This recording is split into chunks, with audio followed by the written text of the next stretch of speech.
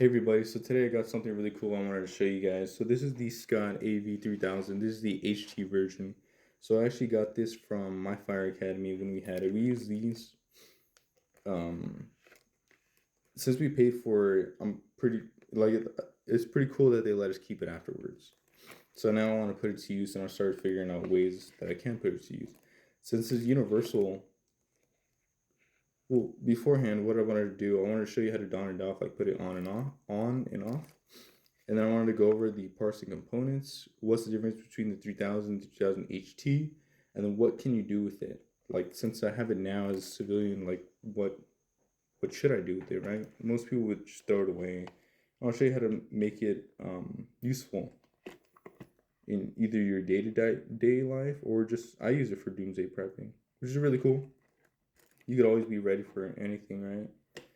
Like there's always strains of freaking COVID coming out all the time anyways that nobody talks about or it gets known. So wanted to go over, and this could really benefit you and help you when that comes. You could be ready. So the difference between the 3000 and 3000 HT, the HT components are temperature rated, mainly the face piece. So this is the plastic face piece. It is not glass.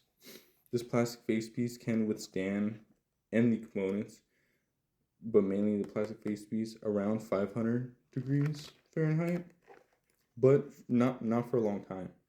And this is from Scott and Jones and Bartlett, that number.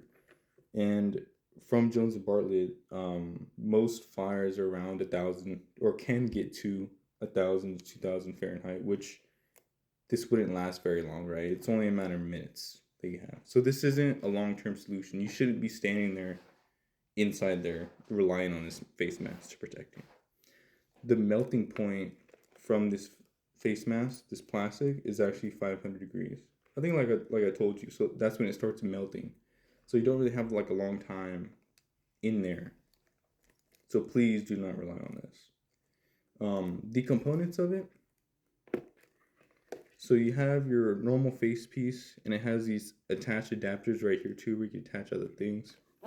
This is your bayonet attachment right here, which a bunch of different systems, open and closed circuits, actually attached to this, whether it's the SCBA, you could make a gas mask or have a papper in here. So there's a bunch of different things you could do with it. And then you have your harness back here with 4 different pull straps. So I guess like a rule of thumb, I guess the more pull straps, the better. I think 4 is the optimal. 5 is cool, but I think it's just a little bit too much as you only have 2 hands, right? You want to do this fast, depending on your situation or what you're going to be going through or why you're putting it on.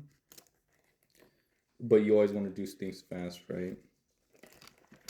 Oh, and it also has 2 one-way valves on the inside. You can see these 2 red things right there.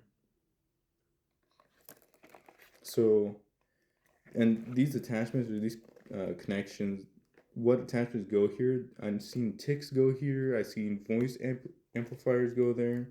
A bunch of different things go there, which is really cool. And they're coming out with new things like every single day. So I think it's really cool.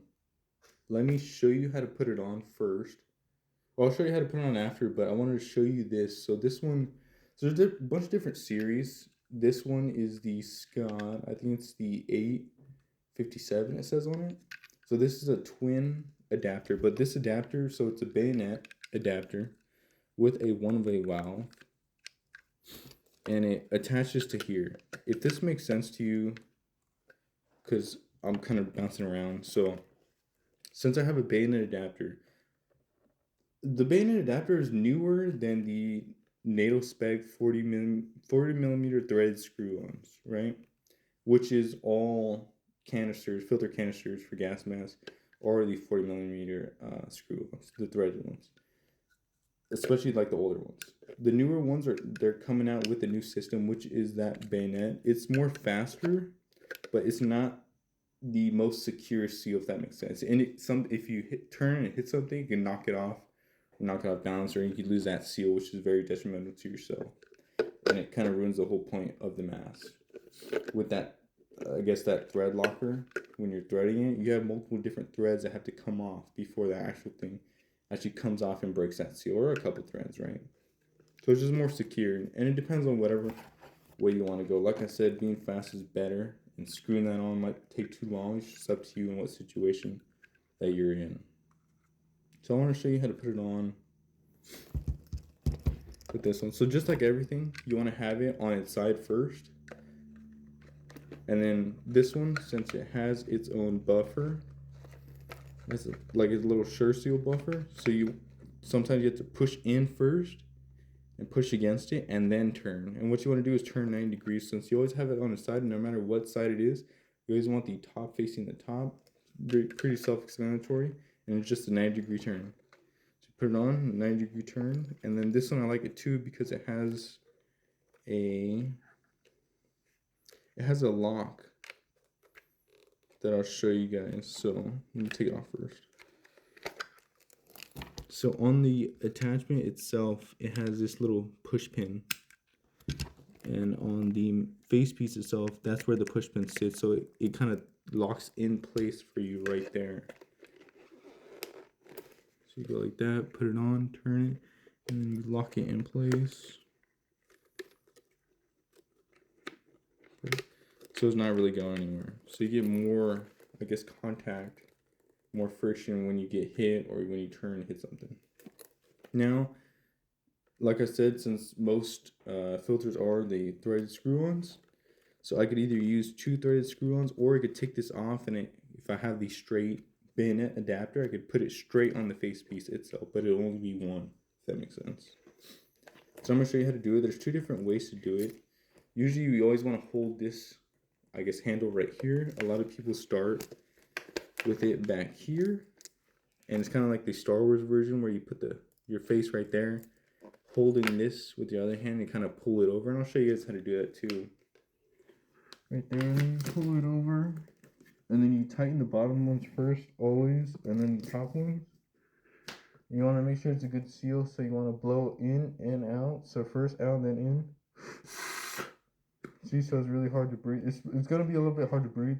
And a great rule of thumb, putting it on and off, donning and doffing, you always want to take a breath. I know it's not like, well, it's a real life habit, but I know right now it's not a real life situation. So always take a big, deep breath when you're taking it on and off to get you in a good habit. Because if you have loss of air or anything, if you're switching a canister, you always want to keep that deep breath and keep that habit going in the real life situation. So that's like the most common. It looks more neat. So mine is a little bit more faster, and I like it faster. Obviously, I'm going to move more faster now because I'm so used to it. And I used to use this one in Academy as well. So what you're going to do is you're going to keep it loose. You can tighten it a little bit if you want with the pull strings. It's up to you. I usually do. Because it slips right over my head. And it's easier when you have less hair. I have a lot of hair right now, but I'll still show you. It'll be super quick. What you're going to do, you're going to hold the bottom like this with your thumbs. You're just going to slap it back and slap it straight on. I'll show you right now. And then right when you do that and it's on, you just both pull the pull tabs, bottom first, like I said again, and then top, and you're fully sealed to make sure that seal is fully sealed all over your chin and everywhere. Ready? Like that. This one didn't go fully on, it got stuck. Do it one more time. See, there you go. On the bottom, on the top. See how it's fully sealed and everything? Great. Straight on the performance and everything is fully sealed on the bottom and the top. Now with a lot of these masks, since they have the one-way valves inside, you could check a lot of the seal from blowing out first. You could hear a different noise depending on if it's a closed or open circuit system. There'll be different things, but you always want to close your openings where you breathe through. So this one has 2, so I had to close both of them. And then once you breathe out, breathe in while you're closing, and you shouldn't be able to feel a lot of air come in almost at all, if that makes sense. And in a different video, we're going to show you how to take